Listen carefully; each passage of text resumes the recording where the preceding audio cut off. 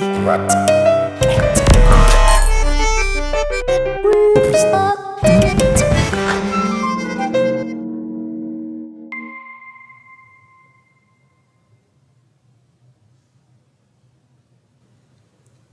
suis Philippe Jordan, chef d'orchestre, pour le moment directeur musical de l'Opéra national de Paris et directeur musical de l'Orchestre symphonique de Vienne.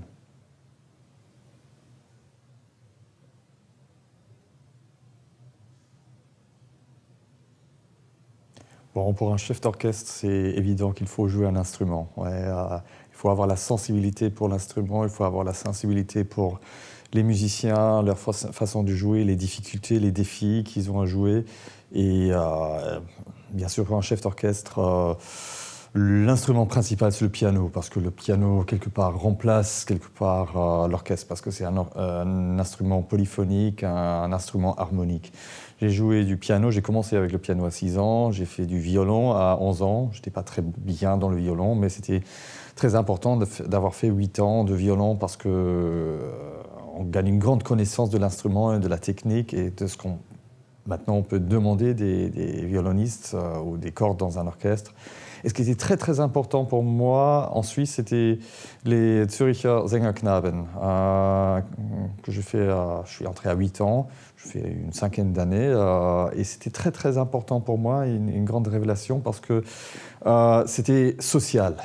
Ouais, c'est pas on joue son instrument, on travaille son instrument tout seul chez soi. Non, on est avec d'autres enfants, ouais, comme jouer du foot quelque part. C'est social, on joue ensemble, on chante ensemble. Et d'abord, il faut faire attention de chanter ensemble, de chanter juste. On a un grand répertoire entre la musique d'église, de Mozart, de Palestrina, jusqu'à Benjamin Britten, du contemporain.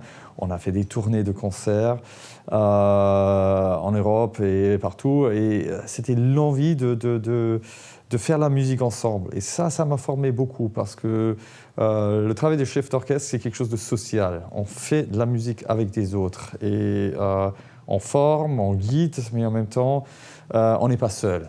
Et c'est cet aspect qui m'a beaucoup fasciné.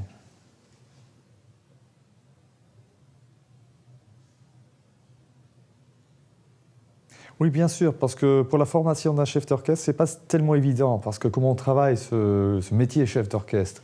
Un pianiste a son instrument, le violoniste aussi. Un chef d'orchestre ne peut pas travailler sur l'orchestre. On arrive devant l'orchestre et on le répète, mais il faut savoir son métier.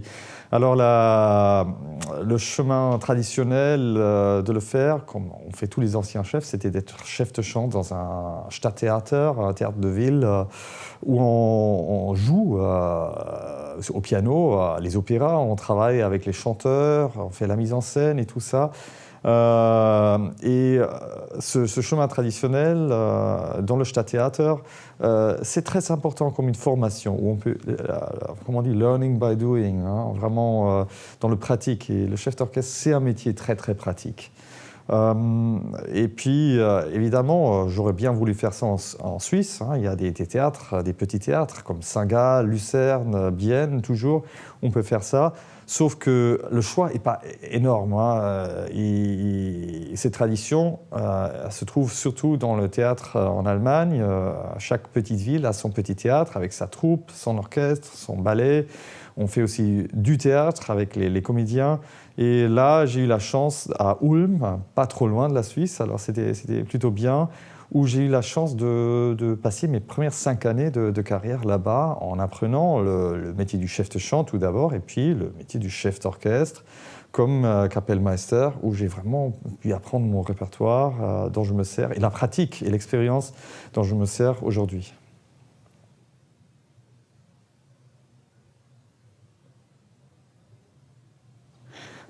Pour moi, c'était très important de quitter la Suisse au début de carrière. Mais ce n'est pas à cause de seulement une question de place, parce que c'est un peu plus petit qu'en Allemagne où on a plus de possibilités. Ce n'est pas seulement ça, mais que mon père, Armin Jordan, avait un très très grand nom et un nom très présent, et surtout quand il était vivant, que comme fils, il faut se créer un prénom.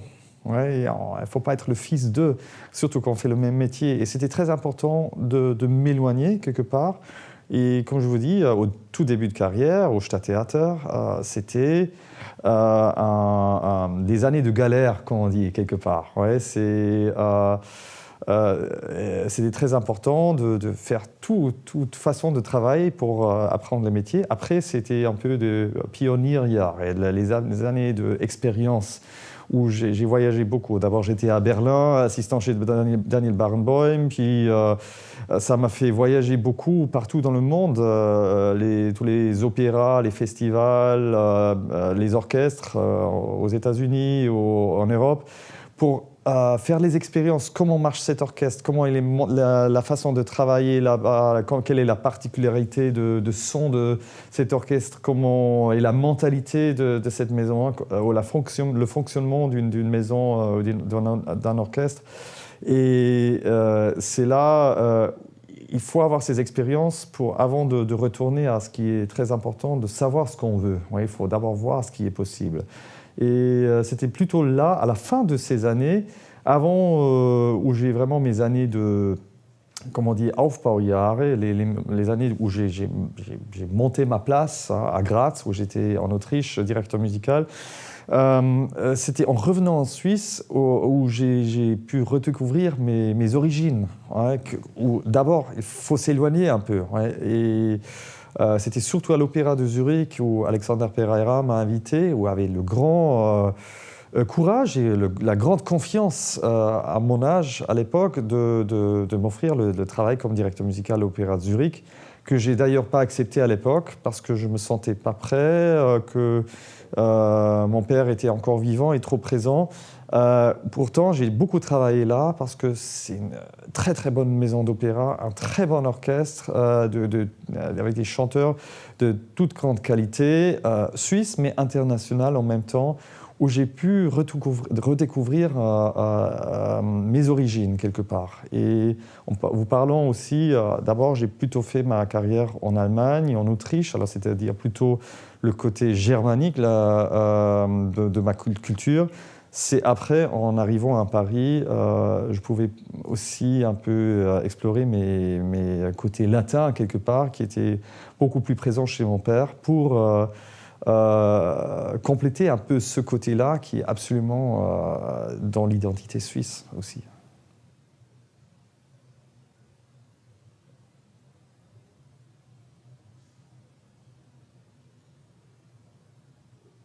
En 2021. J'ai prolongé encore une fois, ça fait 12 ans maintenant, une totale, qui est une bonne période, qui est important. Pour moi, personnellement, c'était très important de compléter le côté culturel il y a les deux côtés en moi. C'est d'abord la Suisse qui l'a déjà, mais mes parents aussi.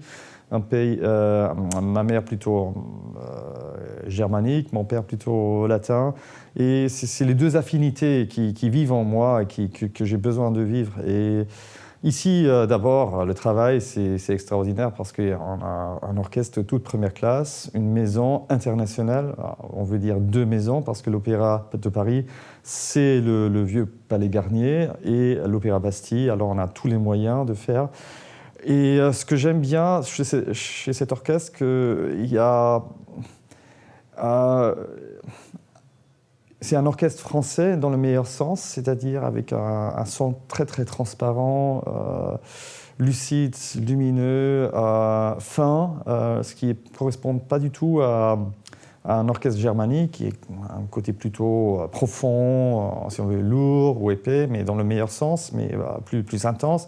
Mais en même temps, cet orchestre a beaucoup de personnalité parce que c'est un orchestre d'opéra. Alors il y a l'opéra allemand, l'opéra français, l'opéra italien, l'opéra russe. Et à l'opéra, il faut toujours essayer d'aborder les caractères, les identités différentes.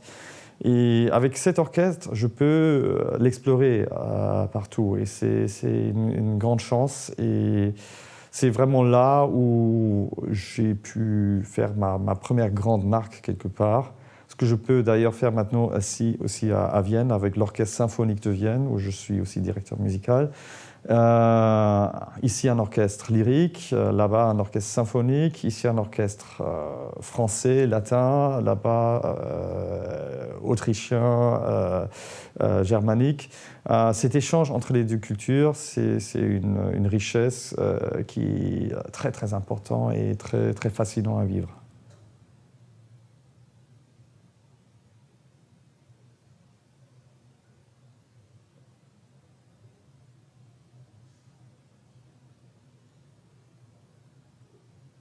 D'abord, j'étais bien surpris, très honoré d'être nominé, bien sûr, parce que même malheureusement, je ne travaille pas régulièrement en Suisse ou beaucoup en Suisse. Je n'ai pas de poste en Suisse parce que le temps ne le permet pas.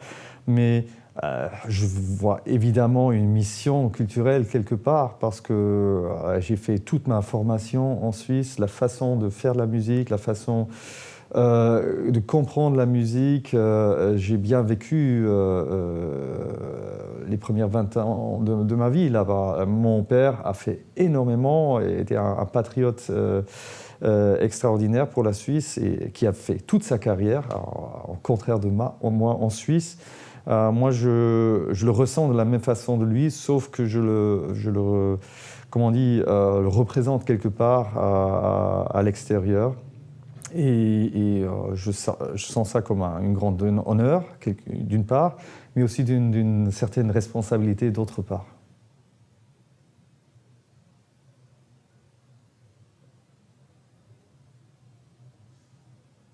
Mais bien sûr, ouais, d'abord, au début de sa carrière, on est plutôt occupé de bien faire son métier, ouais, et de développer sa propre personnalité pour faire de la bonne musique. Mais il faut aller plus loin, bien sûr, parce que qu'est-ce que veut la musique? Qu'est-ce que doit la musique?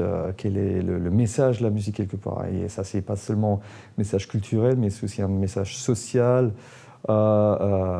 aussi pour avoir un public plus large, mais aussi une mission de transmission. Et je me trouve à un état, surtout avec mes musiciens ici, de transmettre ce qu'on fait ici. Et ce qu'on vient d'installer ici maintenant, enfin, au bout de 6 ans ici à l'Opéra de Paris, une académie pour des jeunes musiciens. C'est très important. C'est pas que pour des jeunes musiciens, c'est aussi pour des jeunes chanteurs, c'est pour des jeunes metteurs en scène, aussi pour les ateliers, pour des jeunes chorégraphes, pour des jeunes compositeurs. On donne comment on dit, une plateforme où on peut travailler à jeune âge, déjà ici, mais encore apprendre en même temps. Et ça, c'est très important parce que le métier d'un musicien d'orchestre, et surtout de musicien d'orchestre lyrique, qui joue opéra en fosse, avec un grand répertoire, avec les ballets, les concerts, les tournées, tout ce qui se passe autour, c'est pas quelque chose qu'on apprend comme ça et qu'on n'apprend pas au conservatoire. Au conservatoire, on apprend son instrument, la théorie et tout ça, mais le vrai métier, c'est une chose qu'il faut, comme je l'ai appris moi-même, hein, en pratique, mais en même temps aussi, c'est donner envie. Ouais, c'est quoi une maison d'opéra? Ouais, quelquefois, beaucoup de jeunes ne savent pas que c'est, que ça peut faire envie de jouer en fosse, de participer à un spectacle avec des grands chanteurs, des spectacles, des mises en scène. Et aussi, et je crois que ça c'est l'aspect le plus important, qu'est-ce qui représente l'orchestre de l'Opéra national de Paris? C'est-à-dire, quelle est l'identité de cet orchestre? Quelle est la particularité de cet orchestre? Qu'est-ce que cet orchestre a à transmettre? L'identité sonore. C'est aussi pour l'intérieur de l'orchestre très important, avant de transmettre, de se rendre compte qu'est-ce qu'on représente, hein, parce que dans la pratique, on le fait tous les jours, on le fait, mais on ne sait pas pourquoi ou qu'est-ce que c'est ce qu'on fait, ou pourquoi notre travail est différent que, par exemple à l'Opéra de la Scala, ou à l'Opéra de Vienne, ou à l'Opéra de Covent Garden. Qu'est-ce qui est la particularité de l'Opéra de Paris, et qu'est-ce qu'on veut transmettre? Et ça renforce encore plus la forme, la façon de jouer, l'identité de cet orchestre et cette maison. Et c'est très enrichissant, hein, parce que d'abord, c'est enrichissant pour les jeunes, parce qu'ils peuvent apprendre beaucoup de choses naturellement. Et en même temps, c'est aussi pour nos musiciens titulaires qui ont la chance de découvrir comment j'ai fait à l'époque quand j'étais plus jeune, hein, parce que c'est normal maintenant, mais comment j'explique, c'est d'avoir une conscience développée et de profiter aussi de cette motivation et innocence d'un jeune qui joue à côté d'un musicien d'expérience.